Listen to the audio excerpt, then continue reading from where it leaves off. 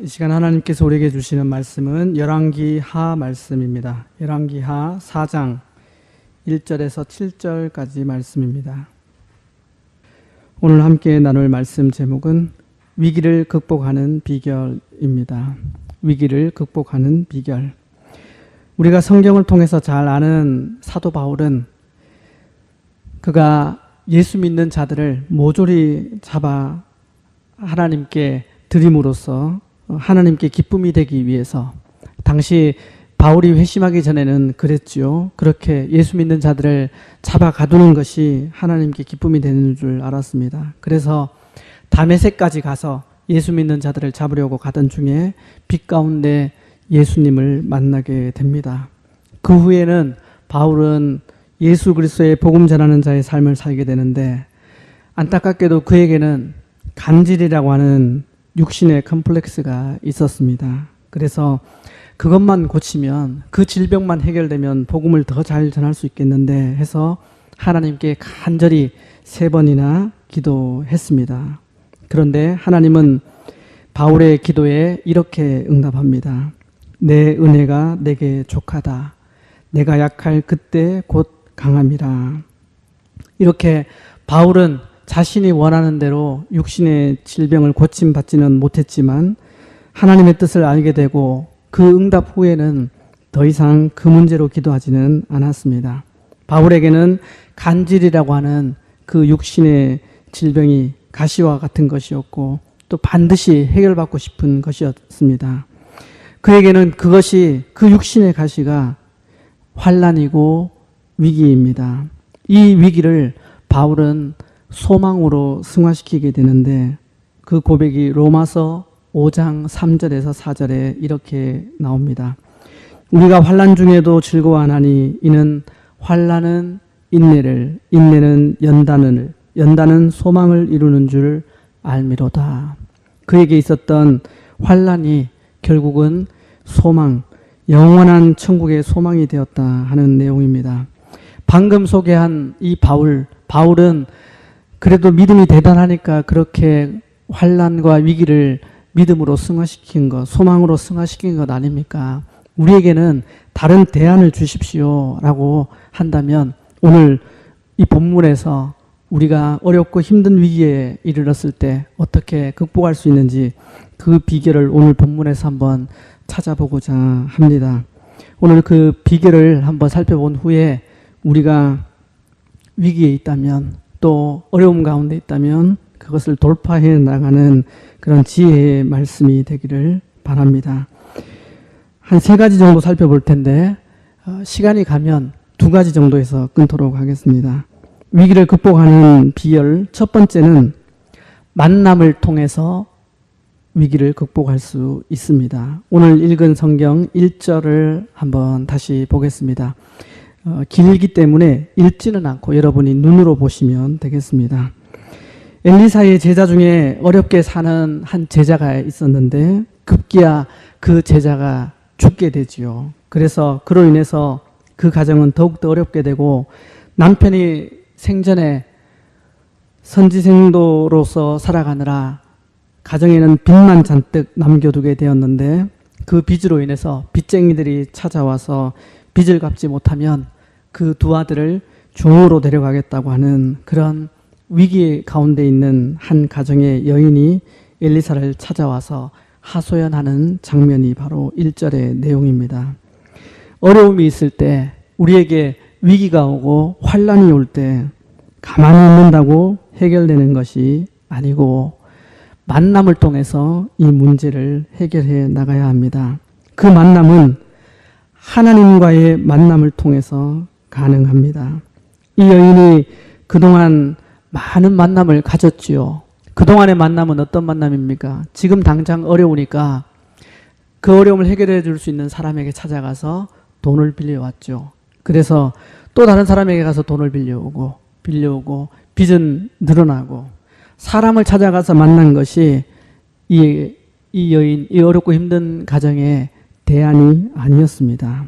궁극적인 문제를 해결할 수가 없었고, 결국은 하나님의 종 엘리사를 만남으로써 이제 그 어려움의 해결은 시작이 됩니다. 우리에게 놓여져 있는 어려움은 사람이 해결해 줄 수 있는 것이 아닙니다.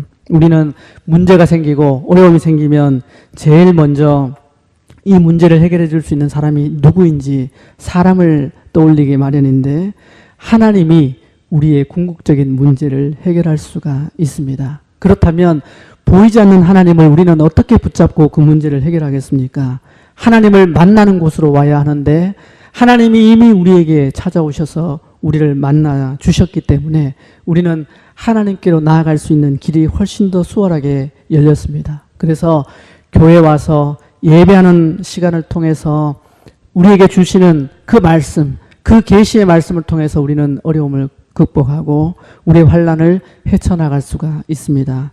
또 이 여인이 선지자 엘리사를 찾아간 것처럼 우리를 위해서 늘 말씀으로 우리를 가르치시고 기도로 우리를 함께 양육하시는 담임 목사님을 찾아가서 저에게 이런 어려움이 있습니다. 어떻게 하면 되겠습니까? 이렇게 하나님의 사자된 목사님을 통해서 이 문제를 해결해 나갈 수가 있습니다.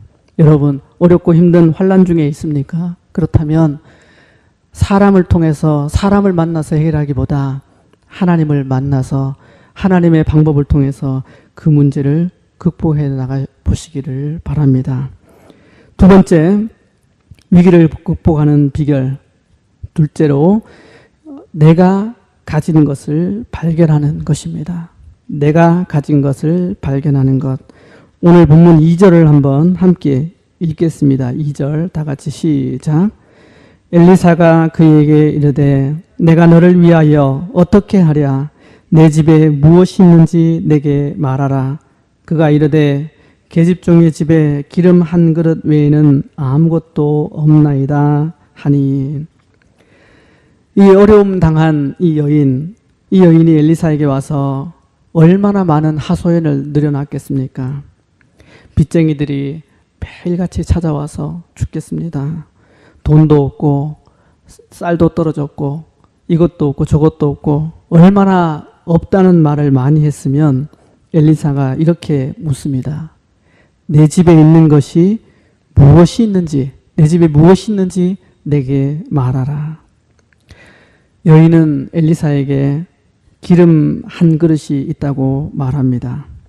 바로 여기에 위기를 극복하는 비결이 있습니다.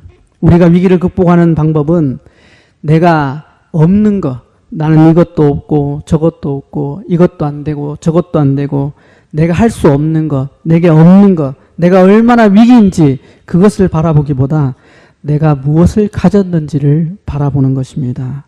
내가 무엇을 가져 있고 여전히 나에게 있는 것이 무엇이며 나는 그것으로 어떻게 나아갈 수 있는지 그것을 바라보는 것.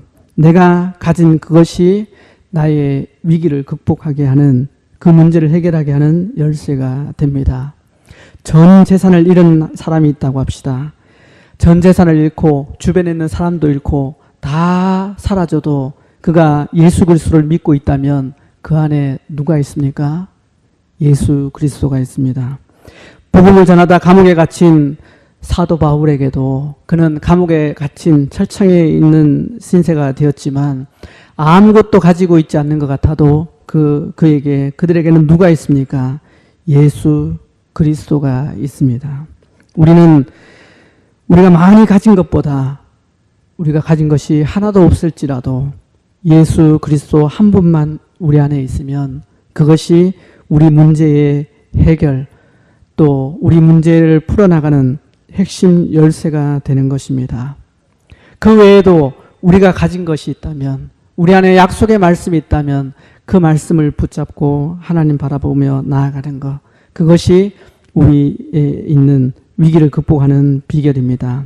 우리가 자주 부르는 복음성가 가사에도 오 신실하신 그 하나님 내 너를 떠나지도 아니하리라 내 너를 버리지도 아니하리라 하는 그 찬양 가사가 있지 않습니까? 그분이 항상 우리와 함께 하기 때문에 내가 모든 것을 다 잃더라도 나와 함께 하시는 그분만 바라볼 수 있다면 그분만 내 안에 있다면 우리는 어떤 위기도 헤쳐나갈 수가 있습니다. 마지막으로 세 번째 위기를 극복하는 비결, 이것은 말씀에 대한 순종입니다. 5절을 함께 보겠습니다. 5절 시작. 여인이 물러가서 그의 두 아들과 함께 문을 닫은 후에 그들은 그릇을 그에게로 가져오고 그는 부었더니. 아멘. 이 여인이, 어려움 당한 이 여인이 자기 집에 기름 한 그릇이 있다는 말을 엘리사에게 전하고, 엘리사는 그 말을 들은 후에 여인에게 이렇게 말하죠. 이웃에게 가서 그릇을 최대한 많이 빌려서 두 아들과 함께 집에 들어가서 문을 걸어 잠그고 그 기름을 그릇에 부으라, 그렇게 말합니다. 우리는 이 성경 내용을 알고 있기 때문에 결과적으로 기름을 부으면 붓는 대로 기름이 계속, 한 그릇밖에 없는 기름이 그치지 않고 계속 나오는 것을 알고 있지만, 이 여인은 그것을 모르는 상태에서 엘리사로부터 그런 얘기를 듣습니다. 아니, 그릇을 빌려오라고 하는 것도 이 여인에게는 트라우마입니다. 얼마나 많이 돈을 빌리고 다녔겠습니까? 근데 또 그릇을 빌리라니요. 트라우마로 자리 잡고 있는데 빌리라고 하는 그 엘리사의 말씀을 순종하고, 또 우리는 기름을 부으면 붓는 대로 차고 넘치는 걸 알지만 이 여인은 전혀 경험치 않은 상황에서 기름을 부으라고 하니 순종하지 않을 수 있는 대목입니다. 별 대수롭지 않게 생각할 수 있는 부분입니다. 돈을 달라고 했지, 우리 두 아들, 빚에 팔려가는 두 아들 살려달라고 했지, 누가 그릇 빌리러 가는 거 가르쳐 달라고 했습니까? 그렇게 반항할 수도 있습니다. 그런데 이 여인은 엘리사가 하라고 하는 대로 그대로 순종합니다. 이웃에게 그릇을 빌려와서 그 그릇에다가 기름을 붓는 대로 계속 그치지 않고, 나중에 빌려온 그릇이 다 기름이 찰 때까지 기름이 나왔다가 다 차고 나니까 기름이 그치게 되었습니다.